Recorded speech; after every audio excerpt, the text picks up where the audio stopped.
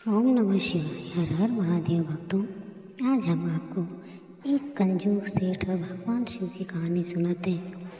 कैसे एक कंजूस सेठ ने भगवान शंकर को भी छल लिया। चलिए हम कथा को प्रारंभ करते हैं। एक आदमी था, नाम था करोड़ी सेठ। दिन भर की भाग दौड़ के बाद वो अपनी राशन की दुकान में अपने मुनीम के साथ शांति से बैठा हुआ था। अभी थोड़ी देर पहले ही ग्राहकों को राशन देकर दुकान खाली हुई थी और दोपहर का समय हो चुका था। करोड़ी सेठ का एक सादा सा नियम था, वो रोज़ अपने घर से ही खाना मंगवाया करता था। आज तो अच्छी कमाई हो गई, चलो अब खाना खा लेते हैं। अरे सेठ जी, क्या आज क्यों न जलेबी मंगा लें? आज आपकी कमाई भी तो अच्छी हुई है ना। अरे चुप, बिल्कुल चुप, कोई सुन न ले। कहाँ कमाई हुई है रे? और हाँ, घर से खाना आया है ना, चुपचाप खा ले। अरे सेठ जी, ठीक है खा लेता हूँ। अरे सेठ जी, ये आप खीर से किशमिश क्यों निकाल रहे हैं? अच्छा, आप समझा, आपको अच्छी नहीं लगती। लाओ मैं खा लूँ। बिल्कुल नहीं, छूना भी मत। यह किशमिश बहुत कीमती है। पिछले 1 साल से मैं हर दिन हर बार खीर बनवाते समय डलवाता हूँ, फिर निकाल कर सुखा लेता हूँ और दोबारा काम में आ जाती है। मुनीम बोला, अरे ऐसा कंजूस सेठ से पाला पड़ा है कि अब क्या बताऊँ। शाम होते ही करोड़ी सेठ अपनी दुकान बंद करता है, ताला लगाकर घर की ओर चढ़ पड़ता है। रास्ता वही पुराना था और चलते चलते गांव के एक चौराहे पर उसे कुछ लोग मिल जाते हैं। अरे सेठ जी, माघ का महीना आ गया भैया, चलो ना गंगा जी स्नान नहाने चलते हैं। पाप भी धुल जाएंगे और ठंड भी लग जाएगी। अरे नहीं भैया, तुम लोग ही हुआ हो। वो क्या है, मेरी तबीयत कुछ ठीक नहीं लग रही। अभी अभी लग रहा है कि खराब होने वाली है। तुम लोग जाओ, मैं यहीं ठीक हूँ। अच्छा सेठ जी, जैसी आपकी मर्जी, आप आराम करो, हम लोग गंगा मैया से आपकी सेहत भी मांग लेंगे। अरे बेटा, वो बस नाम का एक करोड़ी सेठ है, असल में तो मक्खी चूस है। मक्खी चूस नहीं जाएगा वो, खर्चे के नाम से उसकी आत्मा कांप जाती है। सेठ बोला, अरे सुनती हो भाग्यवान, ये लो किशमिश धोकर रख लेना, अगली दफ़ा काम आएगी। उसकी पत्नी बोली, अरे ठीक है लाओ। अरे सुनते हो जी, गांव के कुछ लोग गंगा नहाने के लिए जा रहे हैं, आप भी क्यों नहीं जा रहे? आप भी जाओ ना। अरे नहीं, मुझे गांव के लोगों ने पूछा, मैंने मना कर दिया। पर क्यों मना क्यों कर दिया आपने? क्या दिक्कत है जाने में? अच्छा सुनो, मैं बताता हूँ क्यों नहीं जा रहा। अगर मैं गंगा स्नान करने गया तो वहाँ के पंडित मुझसे दान दक्षिणा मांगेंगे ना, इसीलिए मैं नहीं जा रहा। अरे आप भी ना जाइए और कल ही गंगा स्नान करके आइए। पर दक्षिणा में एक उपाय बताती हूँ, तुम एक भी पैसा मत ले जाना, तो कोई क्या ही मांगेगा। सेठ बोला, अच्छा हाँ, यह तरकीब अच्छी है, ठीक है, मैं भोर में होते ही चला जाता हूँ। सुबह का समय था। करोड़ी सेठ गंगा जी के लिए घर से निकल पड़ा। कुछ ही देर में वो गंगा जी के तट पर पहुँचा। चारों तरफ लोगों की भीड़ थी, शोर था, हलचल थी। अचानक करोड़ी सेठ रुक जाता है। वह एक पल के लिए ठिठक जाता है और फिर अपनी नज़र चारों तरफ दौड़ाता है। अरे बाप रे, पंडा जी यहाँ कहाँ से आ गए? नहीं नहीं, यहाँ नहीं रुकना, चलो कहीं और जगह ढूंढते हैं।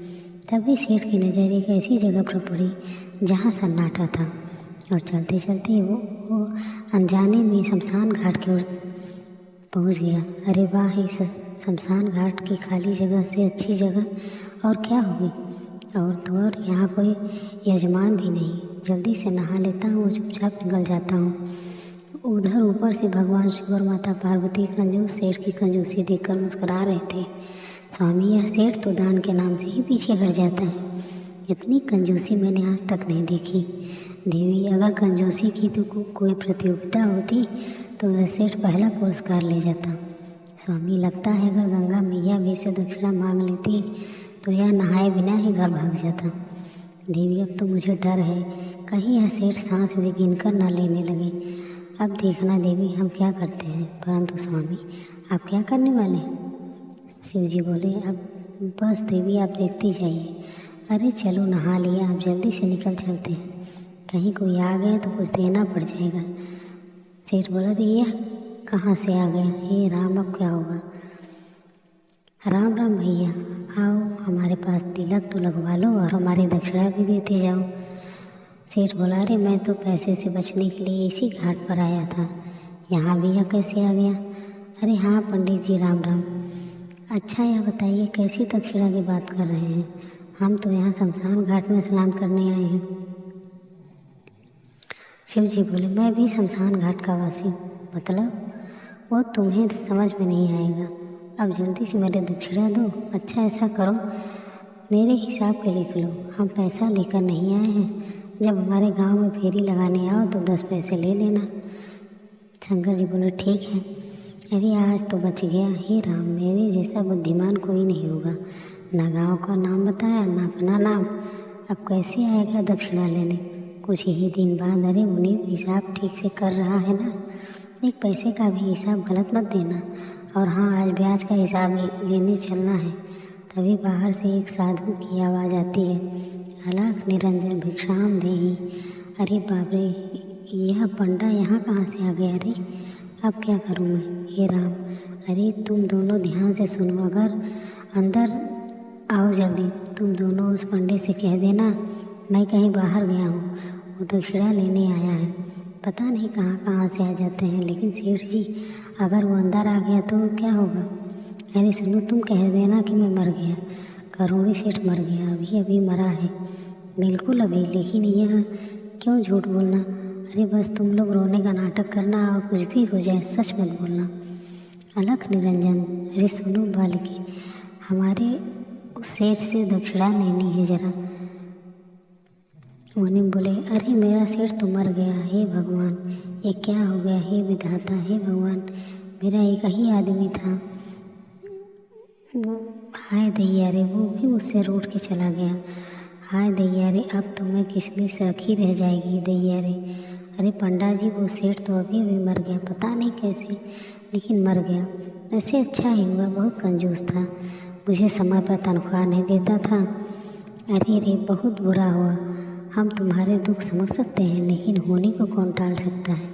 अच्छा चलो जल्दी जल्दी इनका अंतिम संस्कार कर देते हैं। बाहर गांव वालों की भीड़ जमा हो जाती है।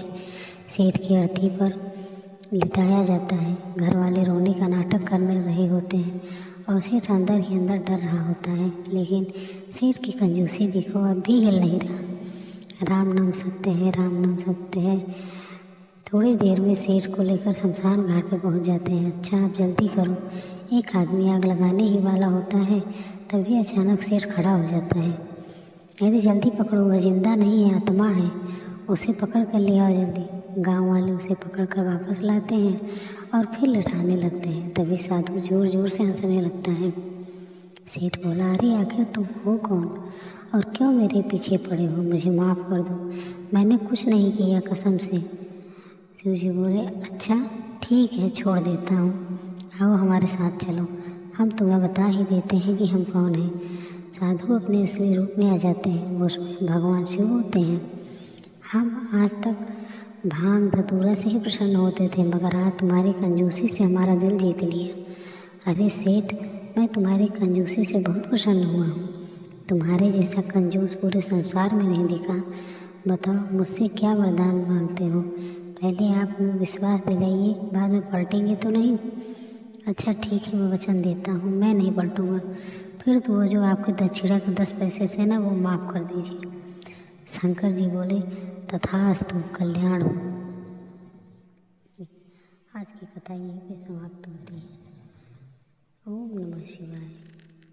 हर हर महादेव।